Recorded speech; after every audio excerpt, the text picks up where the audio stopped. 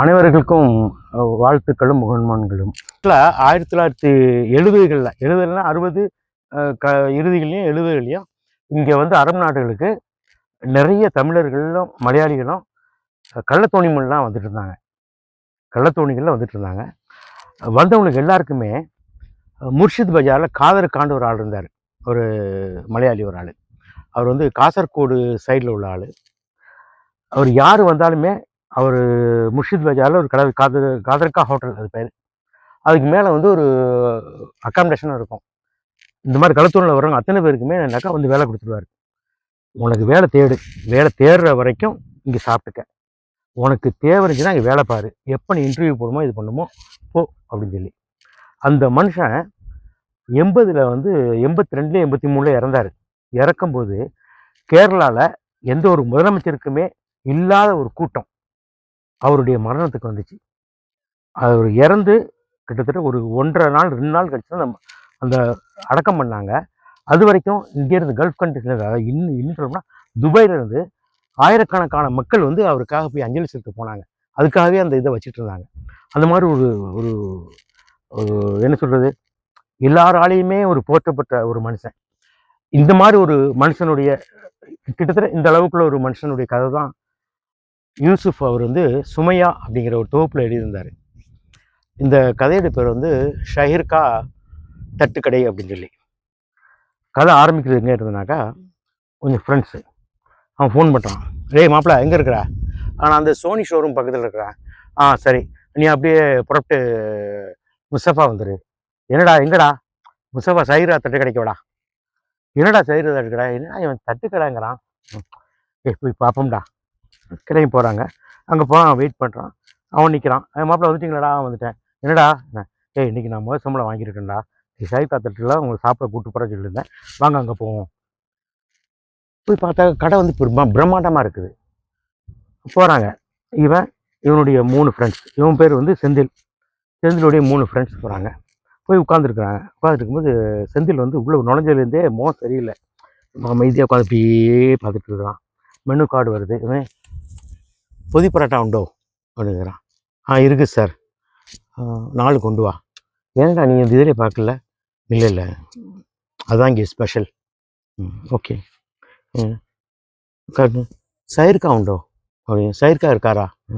ஷைர்கா மேலே தங்கியிருக்கிறாரு. அவன் சொல்கிறான், மூணுலாம் தாமசம், அதில் வந்து காணானீங்களே வந்து இல்லை முருகேஷன் சொல்லி ஒரு ஆள் ஏற்பாடுலேருந்து வந்திருக்கா சொல்லுங்கள் அப்படின்னா.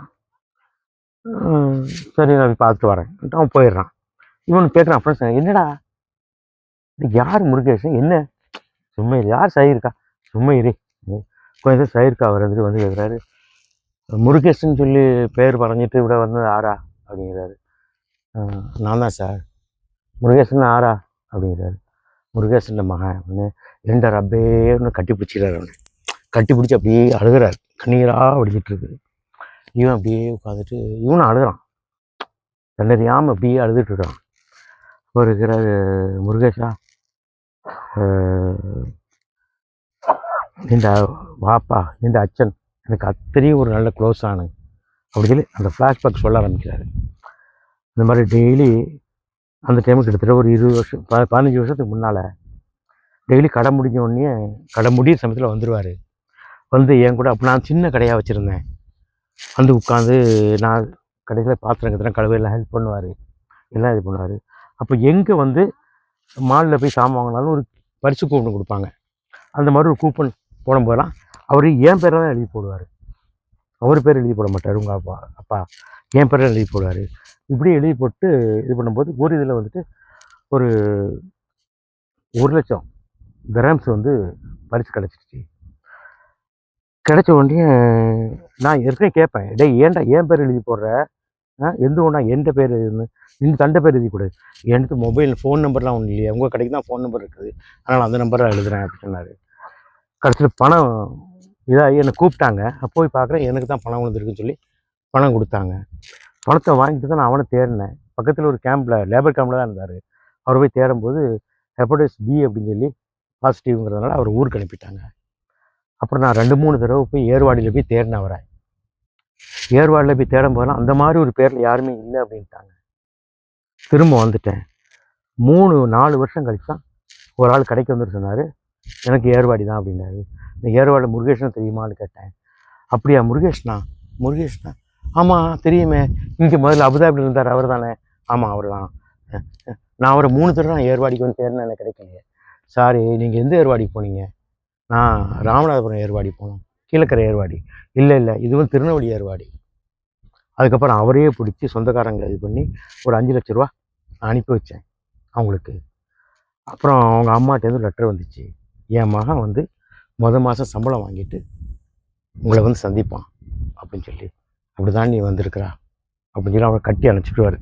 அதுக்கு இடையில் உள்ள அந்த எழுத்துக்களோ அந்த உரையாடல்களோ ரொம்ப பிரமாதமாக எழுதியிருப்பாப்பேன். இது யூசுப் எழுதின கதை தான். இது ஒரு சிறப்பான கதை. நான் இதை வந்து ஒரு குறும்படமாக எடுக்கணும் அப்படின்னு சொல்லி ஒரு ஆசை எனக்கு.